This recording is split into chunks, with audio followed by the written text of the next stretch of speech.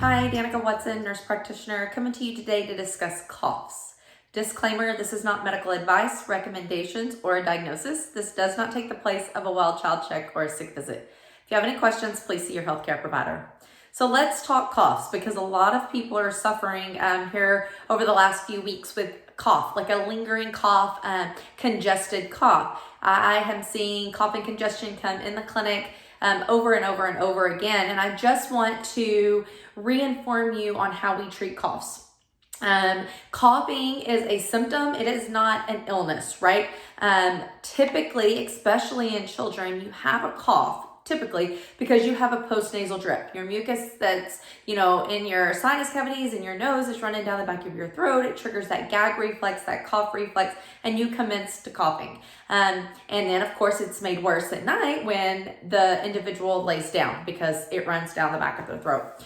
The thing with coughs is it is not recommended for children under 6 to have any kind of cough syrup or remedies like a cough syrup or a cough suppressant.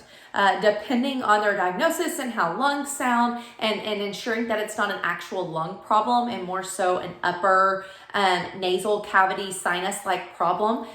Typically children don't need a cough medicine. We highly suggest supportive care. So your nasal saline to thin that mucus out so it can drain better or they can expel it forward better, or bulb suction to try to get that mucus out. Anything you can do to try to alleviate the mucus draining down the back of their throat is going to help with your cough and reduce your cough.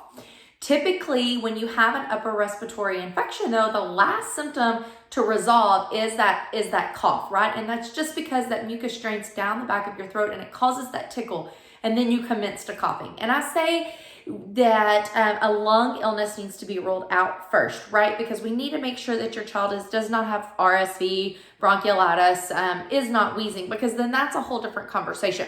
But for your typical cough that comes with your cold and your upper respiratory viruses, mostly it's supportive care. If you do have questions, please see your healthcare provider. I'm not saying don't, go see someone for your cough because it needs to resolve on its own.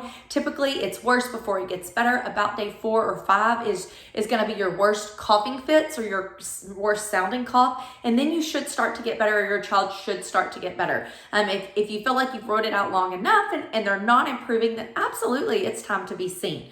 I hope this clears the air. I hope you have some information and know how to push forward and what to do when you or your child gets that cough.